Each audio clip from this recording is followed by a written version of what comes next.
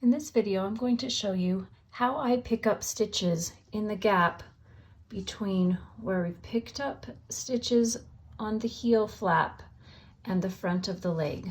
You'll often read in patterns that'll say, pick up a stitch in the gap. And what they're talking about is this gap. If I were to just continue knitting without picking up a stitch, very often you'll end up with a hole right here.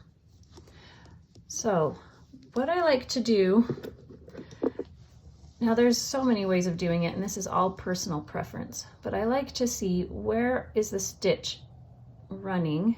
And right here we've got a purl stitch right along there. I like to pick up one stitch coming from the bar underneath right here. And then I like to pick up the leg of the stitch underneath over here.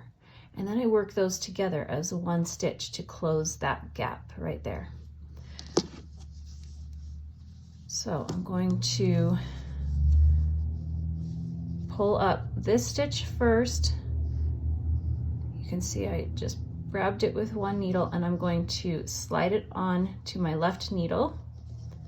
And then with the other needle, I'm going to go below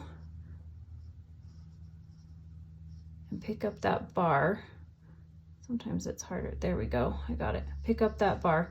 I now have two stitches, but I have to try and keep it separated from the others. There we go. I've got two stitches. Now I can knit two together or I can do an SSK, just depending on what will tighten it up. And I think that knitting two stitches together is going to be the best option for this one. Sometimes I will do one and see it doesn't look right, and I will undo it and switch to the other one. Knit two together. Yep, that's closed it up nice and neat.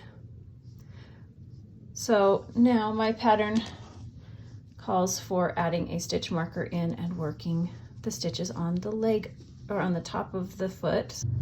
So now that we've finished picking up stitches, let's have a look at it.